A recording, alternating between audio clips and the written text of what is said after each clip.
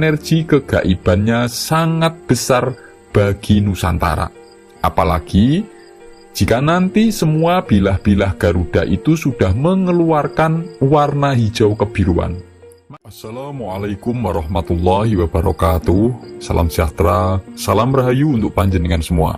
Sedulur, ketika bilah-bilah patung Garuda yang sudah dibangun di Istana Garuda di IKN yang berbahan dasar logam tampak dengan warna kehitaman atau gelap, wajar jika banyak netizen yang menangkap kesan aura mistis. Bahkan, ada yang menyebut terkesan seperti istana kelelawar, meskipun nantinya itu setelah mengalami proses oksidasi akan berubah warnanya menjadi hijau kebiruan. Dan dalam sudut pandang ilmu spiritual atau dalam ilmu metafisika, dibalik dipilihnya bahan dasar logam untuk pembuatan patung Garuda di Istana Garuda di IKN yang nantinya secara alami akan berubah warna menjadi hijau kebiruan, juga mengapa Istana Garuda itu didesain menghadap ke arah tenggara.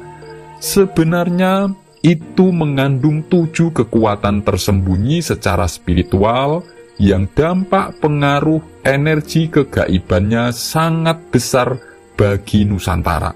Apalagi jika nanti semua bilah-bilah Garuda itu sudah mengeluarkan warna hijau kebiruan, maka jangan heran jika nanti terjadi peristiwa-peristiwa yang akan mengagetkan masyarakat Indonesia, dan itu bisa dirasakan langsung oleh masyarakat yang berada di wilayah IKN. Sebelum kita bahas lebih dalam apa saja 7 kekuatan tersembunyi dalam sudut pandang ilmu spiritual di balik desain Istana Garuda dan peristiwa yang akan terjadi setelah bilah-bilah Garuda semua berwarna hijau kebiruan, silahkan tulis komen apapun hajat dan doa panjenengan semua.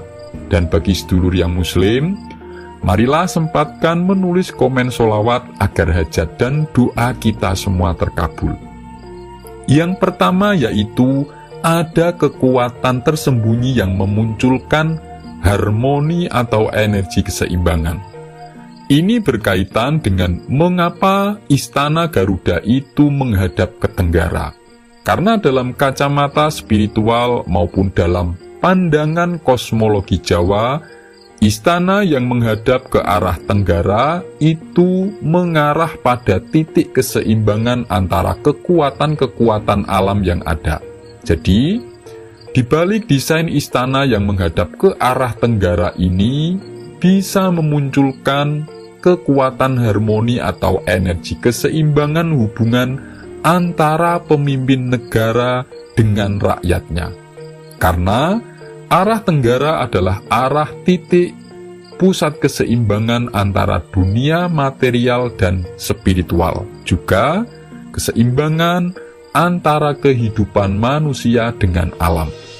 Lalu yang kedua yaitu ada kekuatan tersembunyi yang mengarahkan pada perubahan dan kesejahteraan. Ini juga kaitannya dengan kekuatan di balik desain istana yang menghadap ke tenggara.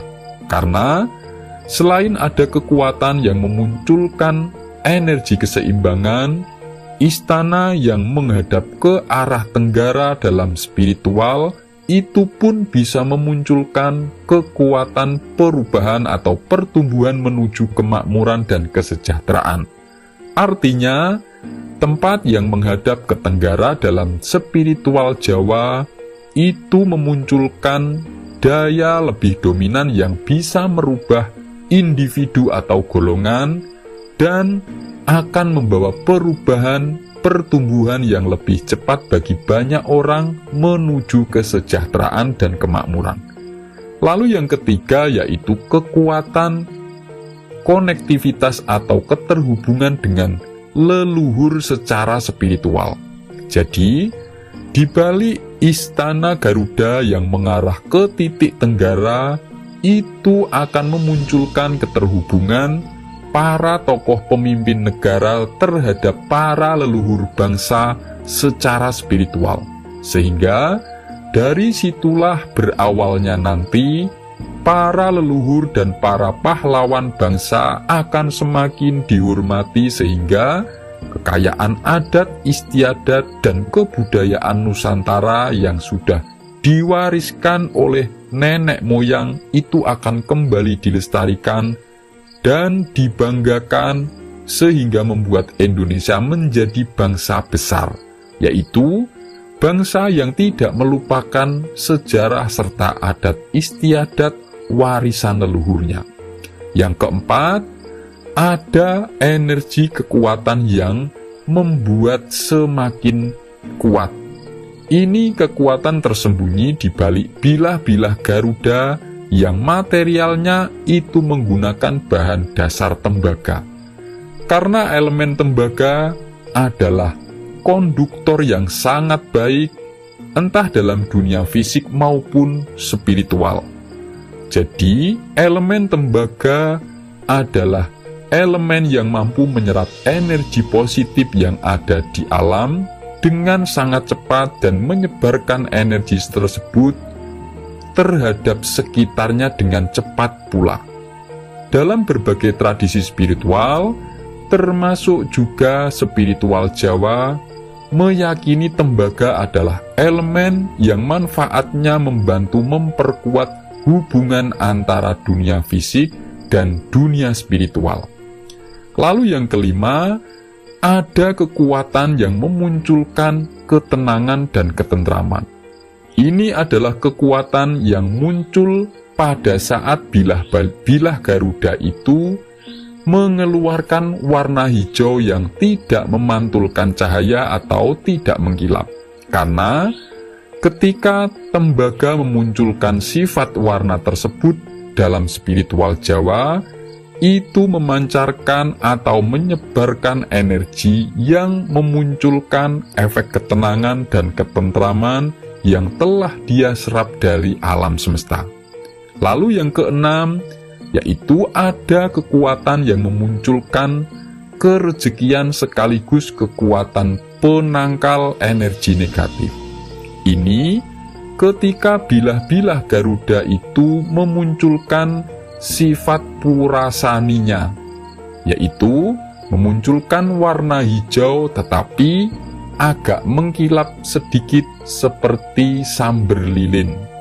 Dalam spiritual Jawa, ketika memunculkan warna aura tersebut, itu tembaga memancarkan energi kerejekian yang efeknya cenderung pada unsur fisik seperti efek kesehatan, kebugaran, lalu kelancaran urusan ekonomi, dan juga mampu menangkal pancaran-pancaran energi negatif di sekitar. Dan yang ketujuhnya yaitu ada kekuatan, ketegasan, dan kewibawaan. Nah, kekuatan inilah yang akan muncul ketika bilah-bilah Garuda menampakkan sifat yang disebut karang kijang, yaitu memancarkan aura yang berwarna hijau kebiru-biruan. Efeknya akan memunculkan sikap tegas dan bijaksana, apalagi jika yang berdekatan langsung adalah sosok pemimpin yang weton kelahiran atau sionya itu berelemen tembaga seperti Bapak Prabowo Subianto. Maka itu akan sangat positif sekali. Dan jangan heran jika efek dari munculnya energi spiritual itu, setelah momen tersebut muncul akan terjadi penertiban dan penegakan hukum secara besar-besaran tanpa kompromi bagi para aparatur negara. Dan jangan heran jika setelah muncul momen tersebut banyak pejabat-pejabat korup yang akan dibabat habis. Dan ini adalah awal munculnya kewibawaan bangsa Indonesia menjadi bangsa yang semakin disegani oleh negara lain. Semoga ini bermanfaat. Wassalamualaikum warahmatullahi wabarakatuh.